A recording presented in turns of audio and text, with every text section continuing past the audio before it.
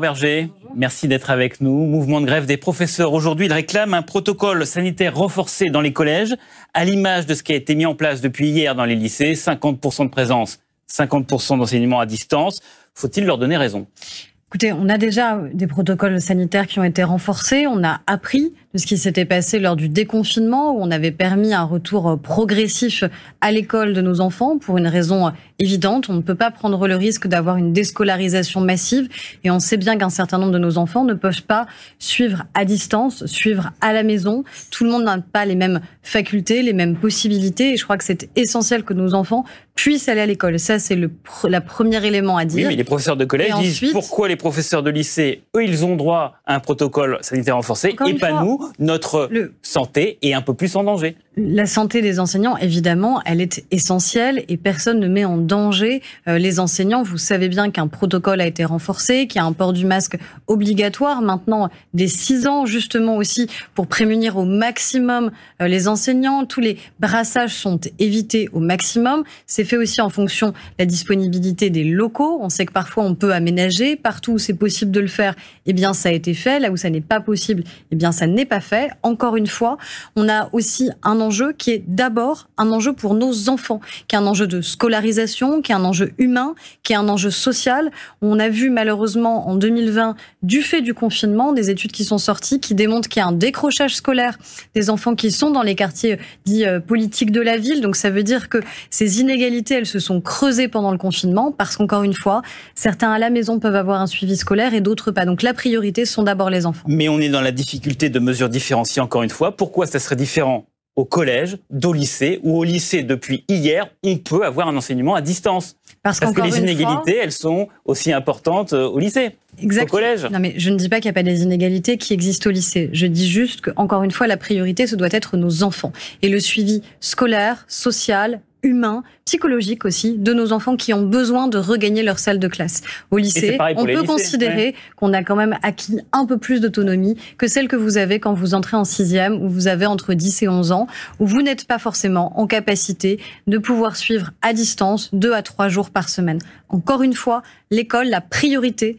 c'est nos enfants. Mais est-ce que vous avez vraiment le choix ? Parce que si on met moitié distance, moitié présence physique dans les collèges, ça met à mal l'équilibre du confinement qui veut à la fois préserver la santé et l'activité économique. Si les parents doivent garder leur enfant une semaine sur 2, c'en est fini de l'activité économique.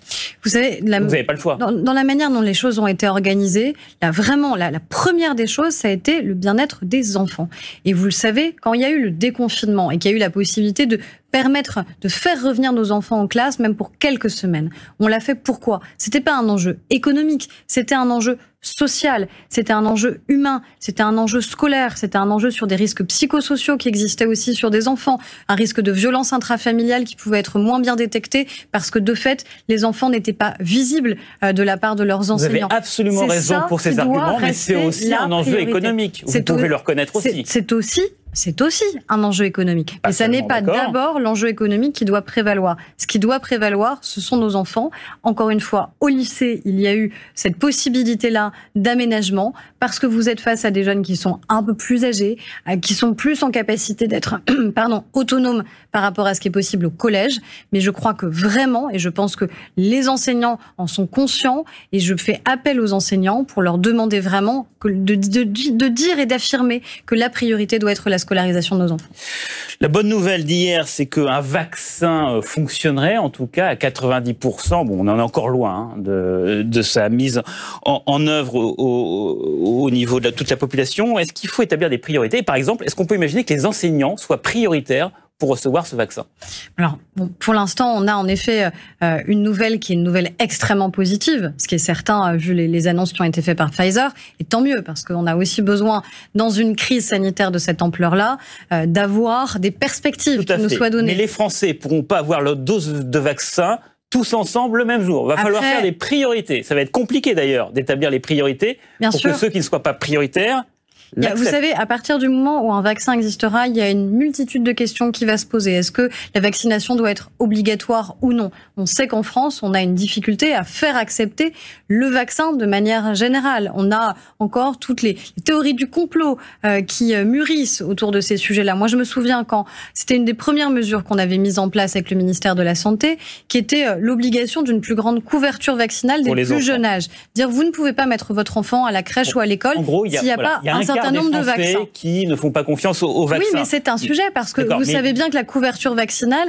nécessite que vous ayez un taux très important. La question que je vous posais, c'était les priorités pour ceux qui veulent bien se faire vacciner. Et après, les priorités, ce que j'entendais, ce qui est à mon avis, évidemment les médecins qui doivent définir les priorités, c'était évidemment les publics les plus vulnérables, celles et ceux qui sont malheureusement susceptibles de développer des formes très graves liées au coronavirus, qui a priori devraient pouvoir en bénéficier en premier. Ça sera plus en fonction des critères de santé plus que de profession, mais on aura le temps d'en reparler.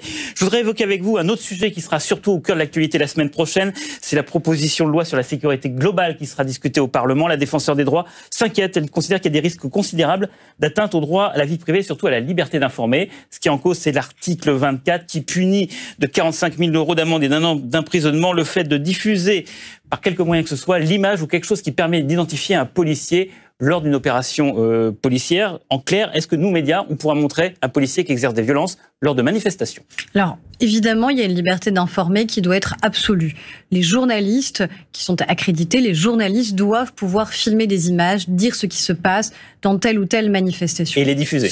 Et donc les diffuser. Ce que l'on veut empêcher, c'est le risque d'atteinte à l'intégrité de nos forces de l'ordre, parce que, nous le voyons, on a un certain nombre de violences qui s'exercent à l'encontre de nos forces de l'ordre. On a un certain nombre de violences qui s'exercent à l'encontre de leurs enfants. Moi, j'ai des forces de l'ordre, par exemple, qui me disent on ne se gare plus à proximité du commissariat parce qu'on ne veut pas que nos véhicules soient repérés et qu'ensuite on puisse nous suivre à notre domicile. Dans le département des Yvelines, c'est déjà arrivé. Nous avons 2 policiers qui ont été tués chez eux, à leur domicile, devant les yeux de leur petit enfant. Là, vous faites référence à l'attentat islamiste de Magnanville. Exactement, à Magnanville, ce qui s'était passé. Mais vous voyez bien que malheureusement, ces drames existent. Les atteintes qui sont portées à nos forces de l'ordre existent.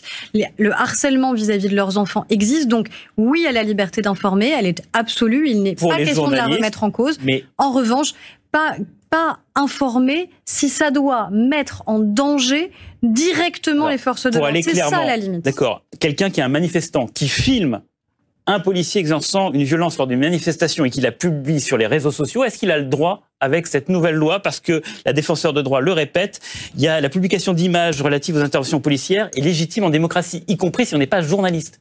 Mais écoutez, moi, vous savez, je suis toujours très précautionneuse sur les différentes images qu'on a qui sont totalement hors contexte. C'est pas la même chose d'avoir des images qui sont filmées par des journalistes où il y a une contextualisation des faits, où on sait exactement ce qui se passe, où on a la capacité à aller interroger, à aller interviewer, à aller débattre, à aller discuter, et d'avoir des images qui sont faites sur le vif où on ne sait pas à quelle date elles ont été prises, comment elles ont été filmées, ce qui précède, ce qui suit, et où tout peut être interprété dans ces cas-là. Et en général, malheureusement, ces images, elles sont faites. Pourquoi? Vous voyez bien les comptes qui les diffusent sur les réseaux sociaux. Elles sont faites pour pointer du doigt telle ou telle force de l'ordre, pour pointer du doigt des violences policières. C'est des lanceurs d'alerte. Ils se considèrent en tout cas comme des lanceurs d'alerte qui luttent contre les violences policières et donc pour la démocratie. Un lanceur d'alerte, il ne doit pas s'extraire d'un certain cadre qui soit un cadre légal, évidemment, mais aussi d'un contexte. Moi, je peux prendre un extrait de 3 secondes de cette interview et lui faire dire absolument l'inverse de ce qui aura été dit. Vous le savez très bien.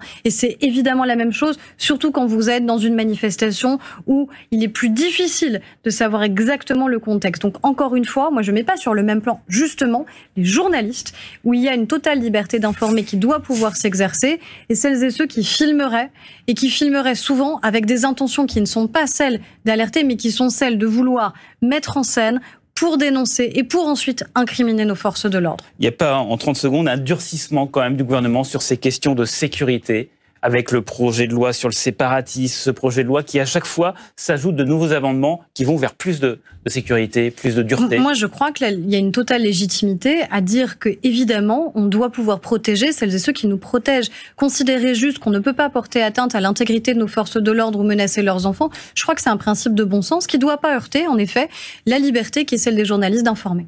Merci beaucoup Aurore Berger, bonne journée à vous.